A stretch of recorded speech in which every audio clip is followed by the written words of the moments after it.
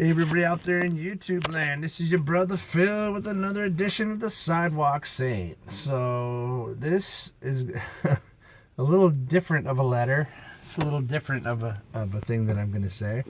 We'll entitle this "You Don't Have a Clue," and it's not meant to be rude, but it's a fact of judgment. It's a fact of judgment. Let's call it that.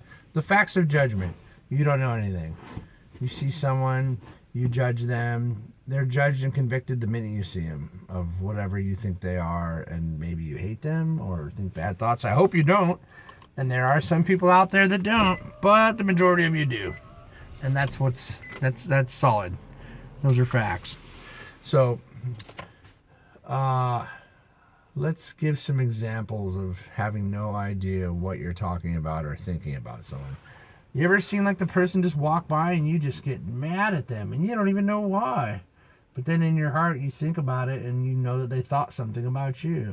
For instance, as an example of something on the physical plane that can be understood, a biker rode by here, a cyclist of one type or another, and I'm just sitting here, me, a construction worker that, I make decent money and I work my ass off in ice rain, and I'm drinking my beer here on the beach, and he rolls by, and I don't know that he saw the beer because he couldn't have seen it, but he looked in and pretty much I believe he decided that I'm a hobo and shook his head. Okay, what the hell do you know? I got 2 kids, I got a wife, we got nice cars, I make good money, and I work hard.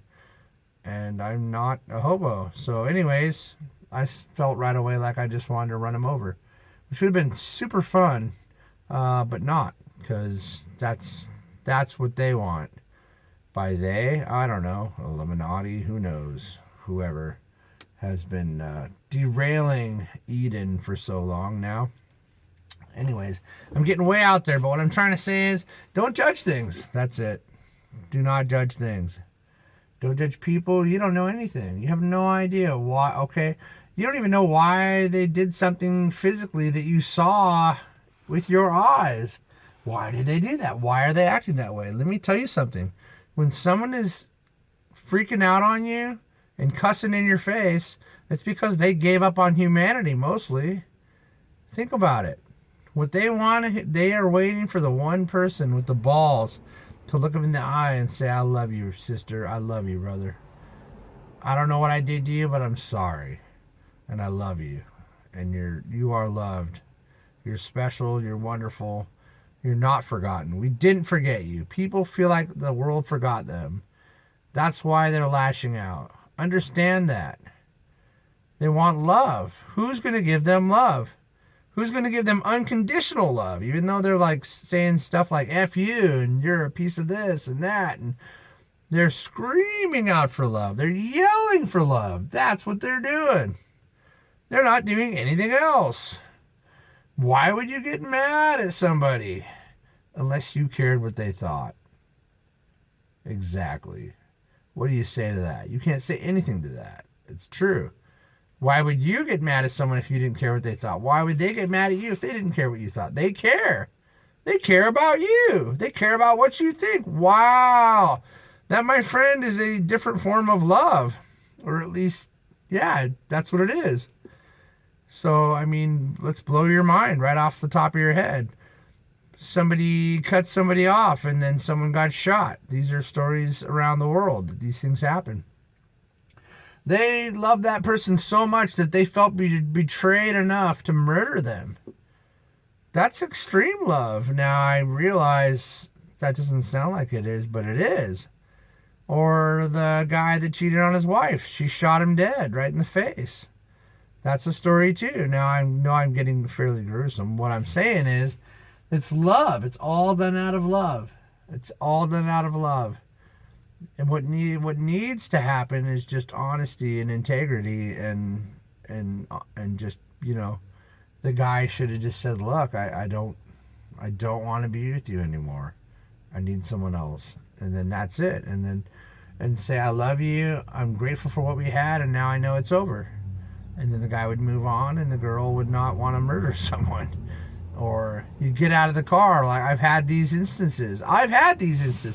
Physically. This happened to me.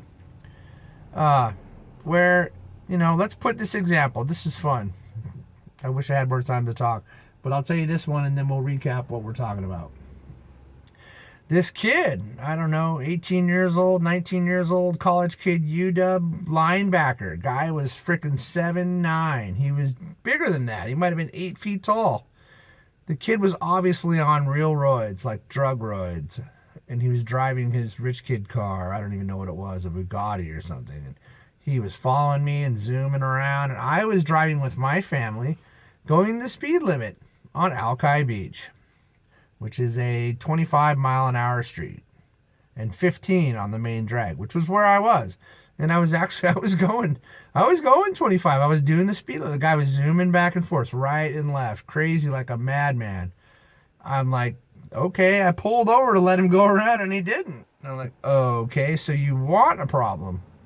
So I pulled back out. Unfortunately for him, he didn't know who I was. I'm not your average, normal. I don't respond normally to things, and people are thrown way off kilter when I respond to things. Not with violence, but just the power of love. But anyways, finally I was just slamming my brakes on, just messing with him because I didn't care anymore. It's like, okay, this guy's not going to leave me alone. We pull over. He jumps out of his car. Monster. This guy was Goliath. He had to weigh like 350 pounds. This guy, and I ain't talking about a fat guy. I'm talking about a giant dude that's a linebacker for the Washington State Huskies. That's what he was, for a fact. And he jumped out and just got all crazy on me, and I walked up to him. I put my hand out to shake his hand. He shook my hand. I almost broke his hand, and I pulled him into me, and I gave him a big hug, and I said, I love you, man, but the next guy is going to kill you, and he's going to kill you dead. And I just said, I love you, brother. Be safe. Don't do drugs. And get your head on straight. And just calm down. And then I walked away. I did actually see in my mirror that he was on the ground crying for like a few minutes. And that's what love can do. That's what's up. He wanted love. Whoever was going to give it to him, or he was going to kill someone. And I don't know if he could have took me apart. I doubt it. But the point is, not that I'm tough. The point is, that's the power of love. Just with those words. Maybe he never heard him in his whole life. Maybe his parents never told him that. I bet they didn't. And that moment, I just said, I love you. I told him. I saw it. And I do have those abilities to see these things and to see timelines. And that guy was going to die. Somebody was going to shoot him in the face. And I hope I stopped that. I felt like that's where I was in my divine intervention with him. And he was on the ground crying and shaking and crying, because that's the power of love. That's what they want. That's what they're after. They want to be remembered. They want to be seen. People that act up, they want people to acknowledge them. Don't be afraid of a person just because he's black, or just because he's a punk, or just because he's homeless, or just because he's this or gay or whatever. Accept all people and stare them in the face, not with being tough. You just look with a non-judgmental set of eyes. That's the secret. That is the secret. Non-judgmental eyes. Eyes of clairvoyance. Eye of clarity. I look at the craziest, biggest, toughest guys ever, and it's not even a thing. And they don't, maybe they will look away, maybe they won't, but I'm not looking with them in anger. Or, and a good example of the effect of staying in the middle path, balanced, which is what that takes to be able to do that, by the way. So don't just go start staring down big giant dudes and getting your butt kicked. But I'd say interactions in driving, where people, they cut me off, and I get my butt right in front of them and shut them down. I don't get too crazy, but I don't become invested in it emotionally. And what I found is almost 100% of the time, they don't react. So you stay the middle ground. You don't have to fear things. You just gotta be in the middle ground. And the intention behind your gaze, which is of non-judgment. Say it to yourself if you have to. I don't judge you. And be very careful also, as a recap, which we're doing now, to not to not judge. Just hear the voice and realize it's not you, because it's not. How do you see something unless it's outside of what you really are, right? You can only see the football because you're throwing it. It's not inside of you. Exactly. So witness those things. Witness those thoughts and say, I don't accept those as my truth, and I don't believe that. And think the opposite right there and then, and make that change.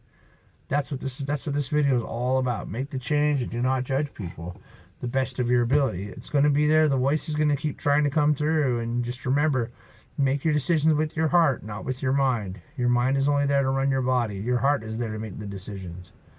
And when your heart makes the decisions, your life changes for the better. And people around you like you more. And people in your life that are important to you come closer to you. And things get fixed and things get better. So anyways, I just want to say I love you guys a lot. It's your brother Phil Sidewalk the Saint, and I hope this helped you because you are my purpose. Love you guys a lot, and we'll see you on the next one.